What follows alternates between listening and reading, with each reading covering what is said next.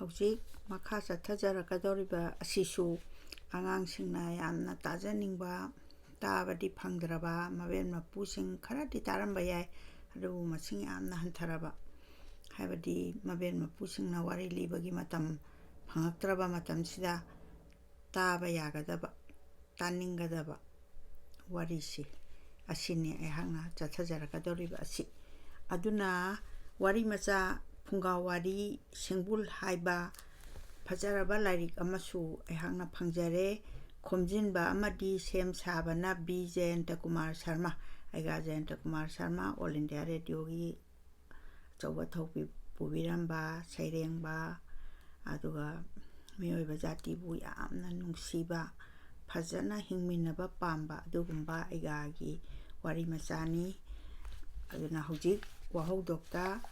ꯑꯩꯒꯥꯅ ꯑꯉꯥꯡꯁꯤꯡꯒꯤ ꯃꯐꯝꯗ ꯇꯥꯛꯄꯤꯔꯝꯕ ꯏꯗꯨꯅ ꯊꯝꯕꯤꯔꯝꯕ ꯋꯥꯔꯦꯡ ꯃꯇꯦꯛ ꯑꯃꯇꯪ ꯍꯥꯟꯅ ꯋꯥꯍꯧꯖꯒꯦ ꯋꯥꯍꯧꯗꯣꯛ ꯐꯨꯡꯒꯥꯋꯥꯔꯤ ꯍꯥꯏꯕꯁꯦ ꯈꯨꯠꯁꯦꯝꯒꯤ ꯁꯥꯗꯨꯅ ꯂꯤꯕ ꯇꯥꯕꯗ ꯌꯥꯝꯅ ꯅꯨꯡꯉꯥꯏꯕ ꯋꯥꯔꯤ ꯃꯈꯜ ꯑꯃꯅꯤ ꯋꯥꯔꯤꯒꯤ ꯑꯆꯨꯝ ꯑꯔꯥꯟ ꯊꯣꯏꯗꯣꯛꯅ ꯊꯤꯅꯗꯦ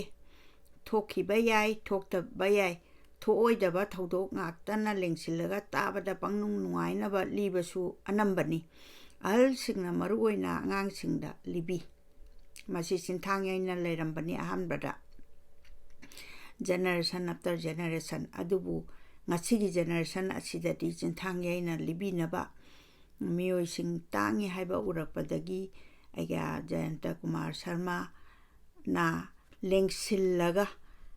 ꯇꯨꯡꯒꯤ ꯃꯩꯍꯧꯔꯣꯜꯒꯤꯗꯃꯛꯇ ꯑꯉꯥꯡꯁꯤꯡꯒꯤꯗꯃꯛꯇ ꯀꯠꯊꯣꯛꯄꯤꯔꯝꯕ ꯑꯗꯨꯒꯨꯝꯕ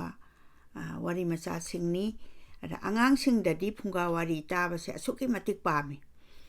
ꯐꯨꯡꯒꯥꯋꯥꯔꯤ ꯍꯥꯏꯕꯗꯤ ꯐꯨꯡꯒꯥ ꯍꯥꯏꯕꯗꯤ ꯃꯩ ꯍꯧꯅꯕ ꯃꯐꯝꯗꯣ ꯃꯗꯩꯗꯨꯗ ꯆꯥꯛꯉꯥꯏꯋꯥꯔꯤ ꯍꯥꯏꯅꯁꯨ ꯀꯧꯔꯝꯃꯤ ꯑꯉꯥꯡꯁꯤꯡꯅ ꯇꯨꯝꯅꯤꯡꯕꯅ ꯃꯣꯏ ꯆꯥꯛ ꯆꯥꯗꯅ ꯇꯨꯝꯈ꯭ꯔꯕꯗꯤ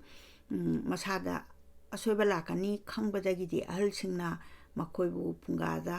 ꯐꯨꯡꯒꯥꯒꯤ ꯑꯀꯣꯏꯕꯗ ꯑꯌꯥꯝꯕ ꯃꯇꯝꯗ ꯃꯩ ꯍꯧꯔꯎꯔꯤꯕ ꯐꯨꯡꯒꯥ ꯑꯗꯨꯒ ꯏꯪꯊꯝꯊꯥꯗꯅ ꯌꯥꯝꯅꯁꯨ ꯅꯨꯡꯉꯥꯏꯅ ꯐꯝꯕ ꯃꯐꯝ ꯑꯩꯈꯣꯏꯒꯤ ꯃꯩꯇꯩꯒꯤ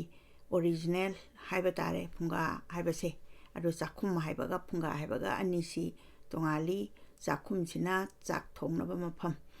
ꯑꯗꯨꯒ ꯐꯨꯡꯒꯥꯁꯤꯅ ꯑꯁꯤ ꯑꯩꯈꯣꯏꯅ ꯑꯗꯨꯝ ꯑꯃꯁꯨ ꯐꯝꯖꯤꯟꯕ ꯌꯥꯕ ꯃꯐꯝꯗꯣ ꯑꯗꯨꯅꯤ ꯑꯗꯨꯗ ꯃꯩ ꯍꯧꯔꯒ ꯃꯌꯥꯝ ꯏꯀꯣꯏ ꯀꯣꯏꯅ ꯑꯗꯨꯝ ꯃꯅꯦꯝꯄꯣꯛ ꯃꯀꯨꯕꯣꯛ ꯑꯗꯨꯒ ꯋꯥꯔꯤ ꯂꯤꯔꯤꯕ ꯃꯤꯗꯨ ꯃꯀꯨꯕꯣꯛꯅ ꯑꯣꯏꯔꯝꯕ ꯌꯥꯏ ꯃꯅꯦꯝꯄꯣꯛꯅ ꯑꯣꯏꯔꯝꯕ ꯌꯥꯏ ꯑꯍꯟꯁꯤꯡꯅ ꯃꯅꯦꯅ ꯑꯣꯏꯔꯝꯕ ꯌꯥꯏ ꯑꯗꯨ ꯂꯤꯔꯀꯥꯟꯗ ꯃꯌꯥꯝꯁꯦ ꯑꯉꯥꯡꯁꯤꯡꯗꯨ ꯇꯨꯝꯗꯅꯕ ꯃꯣꯏꯗ ꯅꯨꯡꯉꯥꯏꯕ ꯉꯥꯏꯍꯥꯛꯇꯪ ꯑꯩꯈꯣꯏ ꯇꯨꯝꯅꯤꯡꯗꯅꯕ ꯍꯥꯏꯗꯨꯅ ꯑꯗꯨꯒꯨꯝꯕ ꯊꯝꯕꯤꯔꯝꯂꯕ ꯑꯩꯈꯣꯏ ꯃꯩꯇꯩꯒꯤ ꯑꯣꯏꯕ ꯋꯥꯔꯤꯁꯤꯡꯒꯤ ꯃꯔꯛꯇꯅꯤ ꯋꯥꯔꯤꯕꯨ ꯂꯤꯕꯤꯅꯤ ꯍꯥꯏꯔꯕꯗꯤ ꯅꯤꯡꯉꯥꯏ ꯇꯧꯔꯝꯕ ꯂꯣꯏꯅ ꯐꯈꯤꯗꯨꯅ ꯋꯥꯔꯤ ꯇꯥꯕꯗ ꯄꯨꯛꯅꯤꯡ ꯂꯨꯞꯄꯤ ꯍꯥꯏꯗꯤ ꯋꯥꯔꯤꯁꯦ ꯃꯣꯏꯅ ꯌꯥꯝ ꯄꯥꯝꯖꯕ ꯃꯁꯤꯅꯤ ꯐꯨꯡꯒꯥ ꯋꯥꯔꯤꯒꯤ ꯃꯥꯏ ꯃꯒꯨꯟꯁꯦ ꯃꯍꯧꯁꯥꯗꯤ ꯃꯕꯦꯝꯕꯣꯛꯅ ꯃꯁꯨꯁꯤꯡꯗ ꯐꯨꯡꯒꯥ ꯋꯥꯔꯤ ꯂꯤꯅꯔꯝꯃꯤ ꯐꯨꯡꯒꯥ ꯃꯄꯥꯟꯗ ꯏꯀꯣꯏ ꯀꯣꯏꯁꯤꯟꯅ ꯐꯝꯂꯒ ꯂꯤꯕꯗꯒꯤ ꯐꯨꯡꯒꯥ ꯋꯥꯔꯤ ꯀꯧꯈꯤꯕꯅꯤ ꯑꯁꯨꯝꯅ ꯍꯥꯏꯅꯩ ꯆꯥꯛ ꯉꯥꯏꯕꯒꯤ ꯑꯣꯏꯅ ꯂꯤꯔꯝꯕꯗꯒꯤ ꯆꯥꯛꯉꯥꯏ ꯋꯥꯔꯤ ꯍꯥꯏꯅꯁꯨ ꯀꯧꯏ ꯏꯪꯒ꯭ꯔꯥꯖꯤꯗ ꯐꯣꯛ ꯇꯦꯜꯁ ꯍꯥꯏꯔꯤꯕꯗꯨꯒꯤ ꯆꯞ ꯆꯥꯕ ꯋꯥꯍꯟꯊꯣꯛꯃꯛ ꯅꯠꯇ꯭ꯔꯕꯁꯨ ꯃꯁꯤꯅ ꯄꯨꯔꯤꯕ ꯋꯥꯈꯜꯂꯣꯟ ꯑꯁꯤ ꯆꯞ ꯃꯥꯟꯅꯩ ꯃꯩꯇꯩꯒꯤ ꯐꯨꯡꯒꯥ ꯋꯥꯔꯤ ꯍꯥꯏꯗꯤ ꯏꯪꯒ꯭ꯔꯥꯖꯤꯗꯁꯨ ꯑꯗꯨꯝ ꯂꯩꯌꯦꯕ ꯐꯣꯛ ꯇꯦꯜꯁ ꯑꯣꯐ ꯕꯦꯡꯒꯣꯜ ꯀꯥꯏꯅ ꯌꯥꯝ ꯅꯨꯡꯉꯥꯏꯕ ꯋꯥꯔꯤ ꯑꯩꯈꯣꯏ ꯂꯥꯏꯔꯤꯛ ꯇꯝꯕ ꯃꯇꯝꯗꯁꯨ ꯑꯗꯨꯝ ꯑꯩꯈꯣꯏꯅ ꯇꯝꯃꯛꯏ ꯐꯨꯡꯒꯥ ꯋꯥꯔꯤ ꯅꯠꯇ꯭ꯔꯒ ꯐꯣꯛ ꯇꯦꯜꯁꯀꯤ ꯑꯣꯏꯒꯗꯕ ꯃꯑꯣꯡ ꯃꯇꯧꯗꯤ ꯆꯍꯤ ꯀꯌꯥꯗꯒꯤ ꯆꯤꯟꯊꯥꯡꯗ ꯂꯤꯗꯨꯅ ꯂꯥꯛꯄ ꯋꯥꯔꯤ ꯑꯣꯏꯒꯗꯕꯅꯤ ꯌꯥꯝ ꯀꯨꯏꯔꯕ ꯉꯁꯤ ꯉꯔꯥꯡꯇ ꯁꯥꯒꯠꯂꯒ ꯂꯤꯕ ꯋꯥꯔꯤ ꯅꯠꯇꯕ ꯀꯅꯥꯅ ꯀꯔꯝꯕ ꯃꯇꯝꯗ ꯄꯨꯊꯣꯛꯈꯤꯕꯅꯣ ꯍꯥꯏꯕ ꯈꯪꯗꯅ ꯃꯤꯔꯣꯜ ꯑꯃꯗꯒꯤ ꯃꯤꯔꯣꯜ ꯑꯃꯗ ꯆꯤꯟꯊꯥꯡ ꯑꯃꯗꯒꯤ ꯆꯤꯟꯊꯥꯡ ꯑꯃꯗ ꯃꯊꯪ ꯂꯤꯅꯗꯨꯅ ꯂꯥꯛꯄ ꯇꯥꯕꯗ ꯄꯪꯅꯨꯡꯇ ꯅꯨꯡꯉꯥꯏꯕ ꯑꯗꯨꯒ ꯑꯆꯧꯕ ꯃꯣꯔꯦꯜ ꯑꯃꯃꯝꯁꯨ ꯑꯩꯈꯣꯏꯒꯤ ꯑꯦꯗꯚꯥꯏꯁꯀ ꯂꯣꯏꯅꯅ ꯑꯩꯈꯣꯏꯅ ꯃꯅꯨꯡꯗꯨꯗ ꯐꯨꯝꯗꯨꯅ ꯂꯩꯔꯤꯕ ꯑꯗꯨꯁꯨ ꯑꯣꯏꯒꯗꯕ ꯑꯗꯨꯅ ꯑꯩꯈꯣꯏꯒꯤ ꯃꯣꯔꯦꯜꯁꯦ ꯑꯌꯥꯝꯕꯅ ꯂꯣꯏꯅꯃꯛ ꯐꯪꯕꯤꯒꯅꯤ ꯃꯤꯑꯣꯏꯕꯅ ꯄꯪꯉꯗꯤ ꯀꯔꯝꯍꯥꯏꯅ ꯂꯦꯟꯒꯅꯤ ꯌꯥꯝ ꯋꯥꯅ ꯂꯦꯟꯒꯅꯤ ꯁꯤꯡꯉꯒꯗꯤ ꯀꯔꯝꯍꯥꯏꯅ ꯇꯧꯒꯅꯤ ꯃꯥ ꯅꯨꯡꯉꯥꯏꯅ ꯃꯥ ꯂꯩꯒꯅꯤ ꯅꯆꯤꯡꯕ ꯁꯦ ꯋꯥꯔꯤ ꯁꯤꯒꯤ ꯃꯣꯔꯦꯜ ꯉꯥꯛꯇꯅꯤ ꯐꯨꯡꯒꯥ ꯋꯥꯔꯤꯗꯤ ꯏꯆꯝ ꯆꯝꯕ ꯏꯃꯨꯡ ꯃꯅꯨꯡꯗ ꯂꯤꯅꯕ ꯋꯥꯔꯤꯅꯤ ꯈꯪꯕꯗ ꯌꯥꯝꯅ ꯂꯥꯏꯅ ꯊꯣꯛꯄ ꯆꯤꯟꯐꯥ ꯄꯨꯕꯗ ꯌꯥꯝꯅ ꯅꯨꯡꯉꯥꯏꯕ ꯋꯥꯔꯤ ꯑꯣꯏꯒꯜꯂꯤ ꯐꯨꯡꯒꯥ ꯋꯥꯔꯤꯗ ꯆꯨꯝꯃꯤ ꯂꯥꯜꯂꯤ ꯊꯤꯔꯨꯕꯒꯤ ꯊꯣꯏꯅ ꯀꯥꯟꯅꯕ ꯂꯩꯇꯦ ꯁꯦꯝꯗꯣꯛ ꯁꯦꯝꯖꯤꯟ ꯍꯥꯞꯇꯣꯛ ꯍꯥꯞꯆꯤꯟ ꯇꯧꯕ ꯌꯥꯕ ꯋꯥꯔꯤ ꯑꯣꯏꯒꯗꯕꯅꯤ ꯃꯔꯨꯑꯣꯏꯅ ꯋꯥꯔꯤ ꯂꯤꯔꯤꯕ ꯃꯤꯑꯣꯏ ꯑꯗꯨꯒꯤ ꯄ꯭ꯔꯇꯤꯚꯥ ꯑꯃꯗꯤ ꯍꯩꯁꯤꯡꯕꯒꯤ ꯃꯈꯥ ꯌꯥꯝꯅ ꯄꯣꯜꯂꯤ ꯄ꯭ꯔꯇꯤꯚꯥ ꯍꯥꯏꯕꯗꯤ ꯄꯣꯛꯄꯗꯒꯤ ꯄꯤꯊꯣꯔꯛꯂꯕ ꯑꯅꯧꯕ ꯂꯧꯁꯤꯡꯒꯤ ꯃꯉꯥꯜ ꯎꯍꯟꯕ ꯉꯝꯕ ꯍꯥꯏꯕꯅꯤ ꯁꯦꯡꯅ ꯍꯥꯏꯔꯕꯗ ꯃꯥꯒꯤ ꯋꯥꯍꯟꯊꯣꯛꯁꯦ ꯑꯗꯨꯕꯨ ꯄ꯭ꯔꯇꯤꯚꯥ ꯍꯥꯏꯗꯤ ꯉꯁꯥꯏꯒꯤ ꯃꯥꯅ ꯉꯁꯥꯏ ꯋꯥꯔꯤ ꯃꯆꯥꯁꯤ ꯂꯤꯕ ꯇꯥꯔꯕꯗ ꯃꯥꯏ ꯄ꯭ꯔꯇꯤꯚꯥ ꯁꯤꯖꯤꯟꯅꯒꯦ ꯍꯥꯏ ꯇꯥꯔꯒꯗꯤ ꯇꯥꯔꯤꯕ ꯃꯤꯁꯤꯡꯗꯣ ꯌꯥꯝꯅ ꯅꯨꯡꯉꯥꯏꯕ ꯄꯣꯛꯍꯟꯕ ꯑꯃꯁꯦ ꯂꯤꯔꯤꯕ ꯃꯤꯗꯨꯒꯤ ꯃꯈꯥ ꯌꯥꯝꯅ ꯄꯣꯜꯂꯤ ꯑꯁꯨꯝꯅ ꯍꯥꯏꯕꯤꯔꯝꯃꯤ ꯋꯥꯔꯤ ꯃꯁꯥ ꯑꯗꯨ ꯃꯥꯅ ꯍꯥꯞꯆꯟꯅꯤꯡꯕ ꯂꯧꯊꯣꯛꯅꯤꯡꯕ ꯑꯣꯟꯊꯣꯛꯅꯤꯡꯕ ꯃꯌꯥꯝ ꯑꯣꯟꯊꯣꯛꯇꯨꯅ ꯇꯥꯔꯤꯕ ꯚꯥꯕꯣꯛꯁꯤꯡꯗ ꯅꯨꯡꯉꯥꯏꯅꯕ ꯂꯤꯌꯦꯕ ꯀꯞꯅꯤꯡꯕ ꯃꯐꯝꯗ ꯀꯞꯍꯟꯕ ꯉꯝꯕ ꯑꯗꯨ ꯅꯣꯛꯅꯤꯡꯕ ꯃꯐꯝꯗꯅ ꯅꯣꯛꯍꯟꯕ ꯉꯝꯕ ꯑꯋꯥꯕ ꯅꯨꯡꯉꯥꯏꯕ ꯁꯥꯎꯅꯤꯡꯕ ꯅꯨꯡꯁꯤꯕ ꯆꯥꯟꯅꯕ ꯆꯨꯅꯕ ꯔꯁ ꯀꯌꯥ ꯍꯥꯏꯗꯤ ꯃꯍꯥꯎ ꯍꯥꯏꯕꯅꯤ ꯔꯁ ꯍꯥꯏꯕꯗꯤ ꯔꯁ ꯍꯥꯏꯕꯗꯤ ꯍꯥꯏꯁ ꯍꯥꯏꯁꯤꯅ ꯅꯣꯛꯅꯤꯡꯕꯒꯤ ꯔꯁ ꯑꯗꯒꯤ ꯀꯔꯨꯟ ꯍꯥꯏꯁꯤꯅ ꯀꯞꯅꯤꯡꯕꯒꯤ ꯔꯁ ꯀꯥꯏꯅ ꯃꯈꯜ ꯃꯈꯜ ꯂꯩꯔꯤ ꯑꯩꯈꯣꯏ ꯄꯨꯛꯅꯤꯡꯗ ꯀꯞꯅꯤꯡꯕ ꯐꯥꯎꯔꯛꯏꯁꯦ ꯀꯔꯨꯟꯁꯦ ꯃꯉꯣꯟꯗ ꯄꯣꯛꯂꯛꯇꯅ ꯇꯧꯔꯤꯅꯤ ꯑꯗꯨꯅꯀꯌా ꯃꯇꯥꯡ ꯃꯇꯥꯡꯒꯤ ꯑꯣꯏꯅ ꯄꯨꯊꯣꯛꯇꯨꯅ ꯋꯥꯔꯤ ꯂꯤꯕ ꯍꯩꯕ ꯑꯃꯅ ꯂꯤꯕ ꯐꯨꯡꯒꯥ ꯋꯥꯔꯤꯗꯤ ꯇꯥꯕꯗ ꯑꯉꯛꯄ ꯐꯪꯅ ꯅꯨꯡꯉꯥꯏ ꯑꯁꯨꯝꯅ ꯏꯕꯤꯔꯝꯃꯤ ꯇꯥꯔꯤꯕ ꯚꯥꯕꯣꯛ ꯃꯔꯨꯑꯣꯏꯅ ꯑꯉꯥꯡ ꯃꯆꯥꯁꯤꯡꯗꯤ ꯋꯥꯔꯤ ꯑꯗꯨꯗ ꯃꯨꯟꯈꯤꯗꯨꯅ ꯉꯁꯥꯏꯒꯤ ꯃꯥꯅ ꯆꯥꯛ ꯂꯥꯝꯗꯅ ꯀꯞꯄꯝꯕ ꯇꯨꯝꯅꯤꯡꯗꯅ ꯇꯨꯝꯒꯦ ꯍꯥꯏꯅ ꯈꯜꯂꯝꯕ ꯐꯥꯎꯕ ꯀꯥꯎꯊꯣꯛꯇꯨꯅ ꯑꯗꯨꯝ ꯋꯥꯔꯤꯗꯨ ꯇꯥꯔꯒ ꯂꯩ ꯐꯨꯡꯒꯥ ꯋꯥꯔꯤꯗꯤ ꯚꯥꯞꯅ ꯁꯥꯕ ꯋꯥꯔꯤ ꯉꯥꯛꯇꯅꯤ ꯆꯨꯝꯃꯤ ꯂꯥꯜꯂꯤ ꯊꯤꯔꯨꯕꯒꯤ ꯗꯔꯀꯥꯔ ꯂꯩꯇꯦ ꯃꯁꯤ ꯏꯇꯣꯞ ꯇꯣꯞꯄ ꯀꯂꯥ ꯑꯃꯅꯤ ꯑꯥꯔꯠ ꯑꯃꯅꯤ ꯍꯥꯏꯕ ꯑꯗꯩ ꯁꯛꯇꯤ ꯂꯩꯔꯦ ꯍꯥꯏꯅꯔꯤꯕ ꯏꯁꯩ ꯂꯤꯂꯥ ꯖꯒꯣꯏ ꯀꯂꯥꯁꯤꯗꯒꯤ ꯍꯟꯊꯕ ꯅꯠꯇꯦꯕ ꯑꯩꯈꯣꯏꯅ ꯂꯤꯂꯥ ꯌꯦꯡꯕꯗ ꯌꯥꯝ ꯅꯨꯡꯉꯥꯏꯕ ꯄꯣꯛꯄꯗꯣ ꯚꯥꯕꯣꯛꯇ ꯏꯁꯩ ꯇꯥꯕꯗ ꯑꯩꯈꯣꯏꯅ ꯅꯥꯀꯣꯡꯅ ꯇꯥꯔꯀꯥꯟꯗ ꯌꯥꯝꯅ ꯅꯨꯡꯁꯤꯕ ꯄꯣꯛꯄꯗꯣ ꯑꯗꯨꯗꯒꯤ ꯍꯟꯊꯕ ꯅꯠꯇꯦ ꯋꯥꯔꯤ ꯃꯆꯥꯁꯤꯅ ꯑꯩꯈꯣꯏꯒꯤ ꯋꯥꯔꯤ ꯂꯤꯕꯁꯤꯅ ꯃꯥꯒꯤꯁꯨ ꯊꯃꯣꯏ ꯁꯨꯝꯍꯠꯄ ꯉꯝꯕꯒꯤ ꯆꯞ ꯆꯥꯕ ꯄꯥꯡꯒꯜ ꯂꯩ ꯑꯗꯨꯅ ꯀꯌꯥꯝ ꯀꯨꯏꯔꯦ ꯍꯥꯏꯕ ꯈꯪꯗꯕ ꯃꯈꯩ ꯀꯨꯏꯈ꯭ꯔꯕ ꯃꯇꯝꯒꯤ ꯂꯤꯅꯔꯛꯄ ꯃꯩꯇꯩꯒꯤ ꯇꯞꯇꯥ ꯍꯧꯗꯣꯡ ꯂꯝꯕꯣꯏꯕ ꯑꯃꯁꯨꯡ ꯄꯦꯕꯦꯠ ꯁꯟꯗ꯭ꯔꯦꯝꯕꯤ ꯆꯩꯁ꯭ꯔꯥ ꯍꯅꯨꯕ ꯍꯅꯨꯕꯤ ꯄꯥꯟ ꯊꯥꯕ ꯂꯝꯍꯨꯏ ꯂꯧꯁꯤꯡ ꯑꯄꯪꯅ ꯊꯨꯝ ꯂꯣꯠꯄ ꯑꯄꯪꯅ ꯊꯨꯝ ꯂꯣꯠꯄ ꯍꯥꯏꯁꯤ ꯑꯩꯅ ꯃꯃꯥꯡꯗ ꯄꯥꯕꯗꯗꯤ ꯌꯥꯎꯈꯤꯗ꯭ꯔꯤ ꯑꯄꯪꯕꯅ ꯊꯨꯝ ꯂꯣꯠꯄ ꯍꯥꯏꯗꯤ ꯑꯄꯪꯁꯦ ꯃꯆꯥꯁꯦ ꯌꯥꯝ ꯄꯪꯕ ꯅꯪ ꯊꯨꯝꯁꯦ ꯅꯪ ꯀꯩꯅꯣ ꯃꯤꯅ ꯅꯤꯕꯗ ꯄꯤꯊꯣꯛꯀꯅꯨꯀꯣ ꯍꯥꯏꯕꯁꯦ ꯃꯥꯅꯅꯦ ꯃꯥꯒꯤ ꯃꯆꯥꯗꯣ ꯌꯥꯝ ꯄꯪꯕ ꯇꯥꯔꯒꯗꯤꯅꯦ ꯑꯁ ꯃꯁꯤꯗꯤ ꯃꯤꯅ ꯌꯦꯡꯕꯗ ꯎꯗꯅꯕ ꯃꯐꯝꯗ ꯂꯣꯠꯂꯒꯦ ꯍꯥꯏꯗꯅ ꯏꯁꯤꯡꯒꯤ ꯑꯩꯈꯣꯏꯒꯤ ꯄꯨꯈ꯭ꯔꯤꯗ ꯁꯥꯔꯤꯕ ꯊꯣꯡꯒ꯭ꯔꯥ ꯍꯥꯏꯗꯤ ꯄꯨꯈ꯭ꯔꯤꯗꯨꯗ ꯀꯨꯝꯅꯅꯕ ꯋꯥꯅ ꯁꯥꯕ ꯑꯃ ꯂꯩ ꯑꯗꯨꯗ ꯀꯨꯝꯃꯀꯥꯟꯗ ꯃꯥꯅ ꯊꯣꯡꯒ꯭ꯔꯥꯒꯤ ꯃꯈꯥꯗꯨꯗꯗꯤ ꯎꯔꯔꯣꯏꯅ ꯊꯨꯝꯗꯣ ꯑꯗꯨꯗ ꯂꯣꯠꯄꯒꯤ ꯋꯥꯔꯤꯅꯤ ꯄꯪꯕꯁꯦ ꯑꯗꯨꯅ ꯊꯨꯝꯗꯤ ꯏꯁꯤꯡ ꯆꯣꯠꯂꯒꯗꯤ ꯂꯣꯏꯅ ꯇꯨꯝꯈ꯭ꯔꯦꯗꯅ ꯑꯗꯨꯅ ꯑꯄꯪꯅ ꯊꯨꯝ ꯂꯣꯠꯄ ꯍꯥꯏꯕꯁꯦ ꯑꯗꯨꯒꯤ ꯋꯥꯔꯤꯗꯨꯅꯤ ꯀꯕꯨꯏ ꯀꯋꯣꯏꯕ ꯋꯥꯔꯤꯁꯤꯡ ꯑꯁꯦ ꯉꯁꯤ ꯐꯥꯎꯕꯗ ꯑꯍꯜ ꯅꯍꯥ ꯈꯥꯛꯇꯅ ꯆꯤꯟꯗ ꯄꯨꯗꯨꯅ ꯂꯩꯔꯤꯕꯁꯤꯅꯤ ꯃꯁꯤ ꯅꯠꯇꯕ ꯅꯨꯡꯉꯥꯏꯔꯕ ꯋꯥꯔꯤ ꯀꯌꯥꯁꯨ ꯂꯩꯔꯤ ꯑꯅꯤ ꯑꯍꯨꯝꯗꯪ ꯂꯧꯈꯠꯂꯕꯗ ꯃꯃꯤꯡ ꯑꯗꯨ ꯄꯟꯖꯕꯒꯤ ꯋꯥꯗꯅꯤ ꯃꯃꯥꯡꯗ ꯏꯖꯈ꯭ꯔꯤꯁꯦ ꯐꯨꯡꯒꯥ ꯋꯥꯔꯤꯗꯤ ꯀꯜꯄꯅꯥꯅ ꯁꯥꯕꯅꯤ ꯀꯜꯄꯅꯥ ꯍꯥꯏꯗꯤ ꯏꯃꯥꯖꯤꯅꯦꯇꯤꯞ ꯚꯥꯞꯅ ꯁꯥꯕ ꯍꯥꯏꯕ ꯊꯣꯛꯄ ꯍꯧꯅꯗ꯭ꯔꯕ ꯊꯧꯗꯣꯛ ꯀꯌꯥꯁꯨ ꯍꯦꯛꯇ ꯊꯣꯛꯍꯜꯂꯤ ꯃꯤꯒ ꯀꯩꯒ ꯋꯥꯔꯤ ꯁꯥꯏ ꯑꯣꯏꯕ ꯌꯥꯕ ꯅꯠꯇꯦꯗꯅ ꯃꯤꯒ ꯀꯩꯒ ꯋꯥꯔꯤ ꯁꯥꯕ ꯍꯥꯏꯁꯦ ꯑꯗꯨꯒ ꯁꯥꯍꯜꯂꯤꯕꯅꯤ ꯐꯖꯅ ꯑꯗꯨꯝ ꯂꯝꯍꯨꯏꯒ ꯅꯣꯡꯁꯥꯒ ꯈꯠꯅꯕ ꯂꯝꯍꯨꯏ ꯍꯥꯏꯁꯤꯅ ꯌꯥꯝꯅ ꯂꯝꯍꯨꯏ ꯂꯧꯁꯤꯡ ꯑꯩꯒꯤꯗꯤ ꯃꯥꯁꯦ ꯑꯩꯈꯣꯏꯒꯤ ꯐꯠꯇꯕꯗ ꯁꯤꯡꯕꯅꯤ ꯃꯁꯥꯁꯨ ꯏꯛꯄ ꯉꯝꯕ ꯑꯗꯨꯒ ꯃꯥꯁꯦ ꯂꯝꯍꯨꯏ ꯂꯧꯁꯤꯡ ꯃꯁꯤꯗꯤ ꯂꯝꯍꯨꯏ ꯂꯧꯁꯤꯡꯅꯤꯅ ꯍꯥꯏꯗꯤ ꯀꯥꯏꯅ ꯍꯥꯏꯅꯔꯤꯁꯦ ꯑꯉꯥꯡꯗꯒ ꯑꯩꯈꯣꯏꯅ ꯄ꯭ꯔꯃꯥꯟ ꯇꯧꯕꯗ ꯃꯃꯥꯡꯉꯩꯗ ꯍꯥꯏꯅꯔꯝꯃꯤ ꯑꯗꯨ ꯅꯣꯡꯁꯥꯒ ꯈꯠꯅꯕ ꯑꯁꯤꯒꯨꯝꯕ ꯂꯧꯁꯤꯡ ꯁꯤꯡꯈ꯭ꯔꯕ ꯂꯝꯍꯨꯏꯗꯨꯅ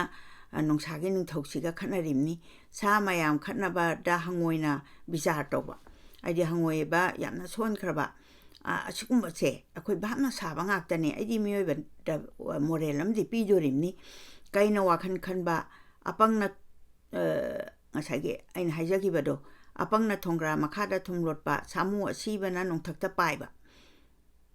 aduga asengba taibangda thokpa yaba thokdo amata nate oiraroidaba mangumba thokdo mayamasi khallaga kalpanagi shaktina wari pareng ama lengsilaga taba nungaina naba libani adugi warido loksing amadi pautak amadi hektapi pautak loksing yaudaba phunga wari sing maching pangyam yamde haiba yai ayambana loksing pautak moral lesson pibangak tani khudam oina Rakhal Sanjay Nahagi warida minamba makutta maithiba pangkiba theba thengugi waridana irai laina khangba ngami asumna loksingna samu phai haiba pautak pauro ita thongmagi waridagi phangi samna hairabada phunga waridi pautak loksingi pukaini makhal kayagi pautak makhal mathel loksing phunga waridagi phangba ngami pikliba angangsingdasu madugi image do makhoida yawkhragadi makhoi panglamba kayasu singalakpagi achauba lambi amani kanagumba angang ama natraga mi amana haina singna warakpa pautak ngakta piduna warakpadi makhoina tasu taningde warakpagi asengba phol phangbadasu luna thopado ma tadramnina pautak adum yawba nungairaba wari ama libiba matamdadi wari du lina mangonda loksingse pisanba hena mahayangani mado magi punsigi aroiba matam phawba sukaw kawraroi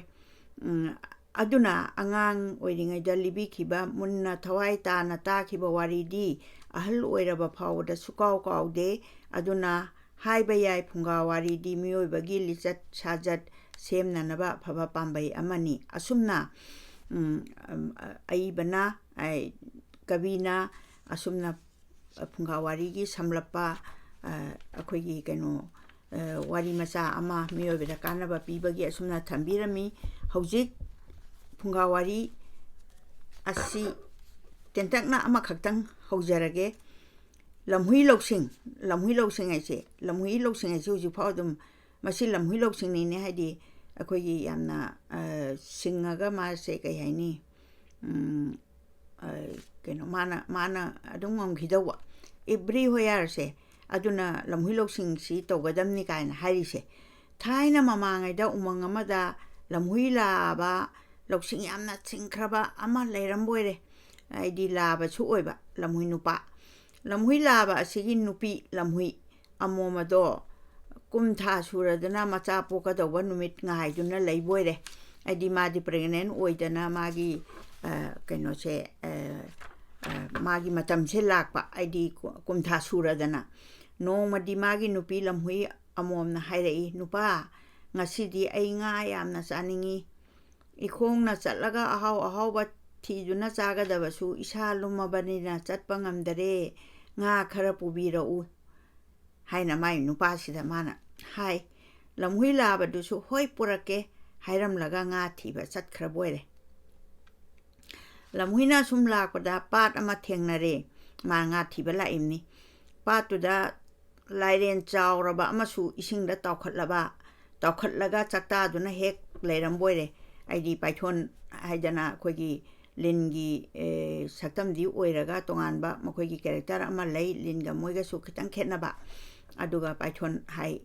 english tana akhoigi londana ngasagi lairen hairise lairen che aduna lamhuiduna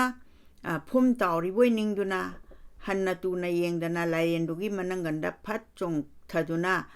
phamlaga nga mayamdu tap pharedo aidi mana nga dudi ising mayai da charaga leirini ado lamhui dudi sani makhong mari panbani aduna mana hek jom launa iroiba herasu nga singdu loina chatchen gidoini aduna mana loksing se kyam singebu madi lairen do kai phum tawri boiningu bajani hana ana lairen dugi manangan duda mana tap phanlong chong dharaga phamlaga nga mayamdu tap phare yam lain phagarba aidi lamhuiduna lairenduna madi lairenina tawphom khangdana tinga yengduna lairingaida lamhuina mana phaba nga mayamdu puraga lairaida phat chong khatlaga makong tana chelaga magi nupi macha pokadaba tha surabi aduda pijaru boire aidi mai nupi duna chaningi do mana pija khare yam laina pija khare ngasai gi lairen du di usit mande da haiduna lamhui du sauna lehoi aidi man lamhui na chong raga ngayam ka pugi beduda maon da so hairam dana tawbadu da lairen sidi yamna sauninga ba ado mathangi numita lamhuina pat aduda muk lakpa kanda ngarangi lairen do ising mathakta san asiba saraga tawduna hek lairame lairen du na ne ising mathakta san asiba muk saraga di lengdana leibado lamhuina muina yengbadu tawribadu san asiba nate lairen ni khanglabada lusamda tap lake haiduna songsilakpada lairen su sauman khiduna lamhui gi machi karak aduda mamaina thongge haiduna hochillakpada ani thaina duna panadre aidi lairen ji saure lairen so apangba kaino nate jiba nate yamna singraba yam powerful oigraba adu lamhui dudi yamna kanbadi nate adu mai loksing duna adu lamhui duna munna yenga kanda asidi sanasiba nate na ngarangi lairen du oigane habse mana khangiba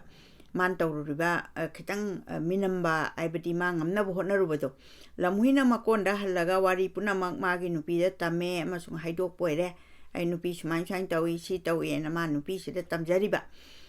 pema ikoi asida leiba yararoi kai lairen du saure khangreba lairen na laktuna soidana halaragani aduna ngasi nangisu nacha pokpada khara nungai gadaba mafam amada honglasi haiduna makoi ani mafam aduda leitre thadok tuna chatkhraboire aidi mafam duda moi soidana mathai siradoinina sining badi kana su yaudamnina mokoi se thadok tuna chakre lamhui matai manauna sumlak pada lambi da lamhui amoma do macha poka daure khangba yadre hairakpadagi khara sukpa mafam mada changsillaga macha pokthokle aidi asukpa umangdugi manung sida achikpa mafam asukpa mafam amada magi nupi se macha pohale hairiba mafam asida kaigi makol ama oiraboire kaigi makol amu oiramdoini ahamada laireni mangonde hena kan mangaktani kai haiba saing jaba mi hekta kaino khudakta jaba ngamba kaido adugi makonduda magi kaino se macha pokhomdo oirure kai makol adugi manakta upambi amagi mathakta yongjao masu leiboire adi moidi changa singsidi magi sapagadaba mafamda moi makon koi mayum akoi gingon haiba tongan ba laite aduna makoi makon chajaraga moi nungai gadaba mafamda leijabani lamhui labaduna kai ado hatna bagi damakta yong aduga marup sanakre lamui sina singbase mana kaido yamna saing saba yam sasu yam kanbani aduna mana amagi mateng lodaba yade na sai mathakta makon sariba yongduga maga marup sanare makoi ani na matau karamna kai adubu hasige khanari ngai tanja aduda kai du lai yongga lamuhiga ngasai tanakhiba gi matung ina kaina khara naksalakpa tanja aduda narak amadagi lamhuina magi marup yongdu kauraduna hairak poire aidi yongduna magi mi se asuki matik lei ai gi mi yam lei haba ulliba hoi taw nangi na sa pokpada aina kai tara kongi aigi isa pokpasidi nangna kai kaya kongni aina mana dialogue amamu hapchalle kai si pallaga wa sitabada kai du pakhatuna yong leiba mai kai da chensin badagi yongga thengaina bada yong siraduna kaina chathokre adi yongduga maga thengaina bada ma yongdu sibam thoedana adu chathokre kaina adubu lamhui lakani ki badagi mafam amada lotana muk leikhre magi wa ngangbado ngasai nangna kai tara kongre aigi dikya kongni kaina haibaduda adu kai se ngasai gi aibana mathakta haigribado kaiga lamhuiga ani se wari saba haiba se oithokpo wa nate adu sari se adum saba malhali se sina wari sigi tongan ba magi magunni ana kibade mafam aduda lotna leigre kai du lotlimni ko lamhui lakani kibadegi loksing leiba lamhuina magi nupi anganga loinana kai makol aduda nungaina leikhiboire loksing tana samu phai loksing tana nungaiba phangi loksing leiba lamhuina loksing tawduna kaibu makon thado halaga matai manau nuaina masa masu poktuna चिकना इंगना लेखी सिदा वारी मचा सिगी लोकसिंगी वारी अमा लोइरे मथंगी सिना टेंटकना लोइना तवी नुंसु लोइना नुंगाई लाइरेन वासक ngakpa ngasagi lairen ama mana mathakta phamubado adugi lairen do adu lairen id ngasai python do ngasagi aduni mana continuous tawrakpa di nate tongan bawari ni thaina mamangai da karigumba mongsong amada ahal oiraba yamna singmal lamhui ama leiram boire mongsong da leidana moidia sa nga singsidi mongsong narak mongsong sina moi nungai ba maphamni wangna u haiduna hauraga makha samjarakpada wa haiduna saglakpa khonjel aduna homan khraduna lekai ahum mari la na ta boire are mana u wa aidi lamhuina khongba se u wa na so hai khoi isa ju lamhui khongba tare magi hokhraba nungsiraba khonjel adu ta bada ising manungda tumdana leiba lairen ning thaudo tumba kaiduna hogatle aidi mana sum mi tum kanda ma sum khongala amnina tumbadu yadre mana khanbore hojik sakhi bai sai dubu kanagi khonjel oirabano onthokna nungsikreda khonjel bu phakrena oja kana oirigaba hum mabu thiraga ege icha ani khak leiriba se isai dum tamhalage asina lairen sina khale maduna isai sakpa ngamba icha amatang yawraba di aisu onthokna nungai khrani asumna wakhal tawraduna lairen ningthau kangphan da kakhale kangpha leidi ising da leiramba lairen do kangpha ising leitaba akangba maphamdura kakhale mongsong marakta prap laktuna isai sakpo oja do thirak poire asai isai sakpa kano lamhui sina khongba do mana isai ne na khangraba khonjel dugi matung ina thirakpada lamhui ahal do oiramduna lairen ningthona hai boire oja bu khoiramjari ojagi isai adu nungsiman khraduna ai ojabu thijara ibani kari lamda laibibage mingna kari kaubibage sumna mana hange lamhuina khuma koire aigi mingdi kundo pa kaujai torban chwaida sum laijai lairen duna mu hangdai ojabu isai nongmai ka tawbibara lamhuina isai di aidi pisak pilingai de ima ipana tambirei isai da thawai amna lupsari bani aibu thibirakpabu karigi oibirabano hanglakpada lairen ningthona hairak poire ojabu aigi cha ani khak laijai ojagi isai tabada ai isa sina makhoibu isai aigi isa ani dubu isai onthona hehaning khraba ojagi sangai da isai tamba khara thajarake haibabu yamna chinbibra yam polite wena request tawrini ayase lamhuina khummi isai pamjaman khradana tawjabani lairengi machagi tanau raba bob lorba masa adu khallubada lamhui hanubado chaningman khraduna matil hek chumboire laina suk pharaba tanja ama pibiraba karigi nantho hangani khanduna phai kaidawage thabira une lamhuina khalliba makhoi gumba mayam ama leiraga aigi su imai ojagadawribani hairabada lairen ningthona phare adudi lairen sisu ningthau oirimni phare adudi hayeng ayuktagi hauna thajaraklage hairamlaga chatkre maramdi matamduda ojagurugi manakta laiktambase akhoigi hoji school da chatnariba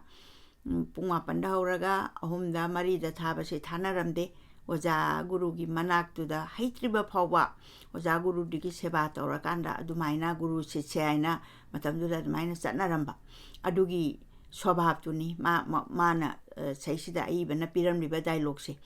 lamhui hanubado hayengdi lairen macha chaba phanglani khalubada ahingduma nuaina lenki boire aidi ahawba hinjang charakanda hayeng thongbok thongdringe dam athayam nungai bado nongale lairen ningthona macha ani du puraduna lamhui hanubagi mayumda laedo lairen na macha ani du lamhui da sinaram laga mayumda hankhre lairen du hek chatkibaga lamhui hanubaraga magi machaga mapa macha sangduna lairen macha ani ado lutsam da laktuna haidat laga chathokle lamhui hanubaga magi masaga mapa masa sangduna aidi masa lamhui hanubadugi masa masuleiba adu mapa masa du sangdana laren gi larik tamba thajara iba isai tamba thajara iba laren masa anido chathokhreba numit tarani muk leiraga laren ningthau masa singdo karam tawri bage hairam madra hairam roidra ai yamna yengninglakley haiduna kayamuk kanna tambiriba jano yenguge lamhuigi mayumda lak'e lairena lamhuigi mayumda changduna thibabu masasu lamhuisu kana amata thengnadra boire masasu leiramdre aduga lamhuisu leiramdre adi mana machado chathokhrabani na ma lotkreba maran si chauna leirabanina phana yamna thibada phangdraduna lairen ningthogi mathwai du yamna nungaitana mayumda hankhre adi ma se sum wakhanda moise mogi sum thajaraktabado macha ani dubu karam tawramgaba leiramgadawba mandre adubu lamhuidu unaraga sengba paw amati khangani haiduna koi thire adi macha ani du leiramdrabadu da lamhuidu lairensina laren ningthogsina koi thire lamhui hanubado laren ningthau udana ba koi rod lole amana kanna thiri amana kanna lole ade amasu kanna thi aman thirimni lolimni aduna ani su unadre lairen ningthau tumba chaba khangdana macha ani ado lamhuibu thibada maphangdrabada lamhuiduna macha singdo hatuna chakiba soidre haina lebladuna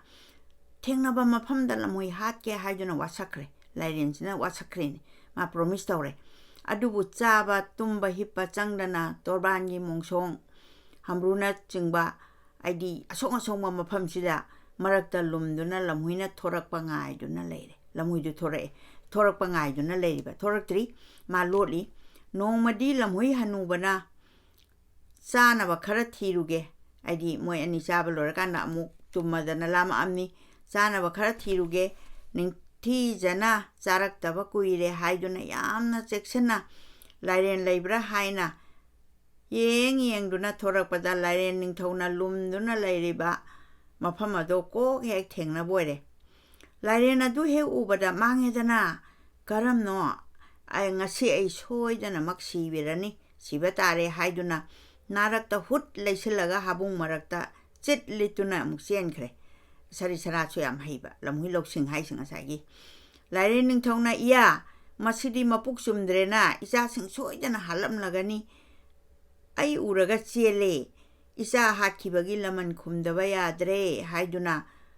tau singnang mayamdo prok namthektuna tanarakbabu phangadaba khachekta mangairabada lamhuido upthunana ture adubu magi maraibak phabadagi mata charuduna tau marana chagungnana lonba amagi makhada tarure tau marasi yamna akoigi lin kanga changba ngamdaba aduga yamdi transparent oiba taugi marase tau maragi makhada lamhui taduna leibadu lairena udi uraga masa chawbanina changbadi ngamda duna ngaiduna leire numit kayani sumna lairel do chada thaktana lamhui thorakpa ngaiduna leiringaida lamhuina lengoi ahomba aduda makul kan hutli boire ma atopamda chatradi yararoi haidana makul hutuna phawdokpa yaba lambi ema semlaba matungda lairel yenglaga hai lairel apangba nangna aibu tanba phangba natiklo nacha anido ai chathokpi bada aina chathokpi khrabani hawkhreda ko hairamlaga makul aduda lithoktuna senkhre lairen ningthau mathwai sokraboire lamhui hat khani wasakhiba laput kaduna lamhui thorakpa ngaibada chaja thaktabadagi lairen ningthau kangduna sikhi boire maram chat khangdaba mibu thajarurabadi awaba nangi lamhuigi marang chat adu khangdana thajaruba lairen macha anido arembada mangduna toki masasu macha thiba chatpada kangduna sikhi aduna matang asida ekhoi angangsing amadi tabiriba punamaki mafamda yamna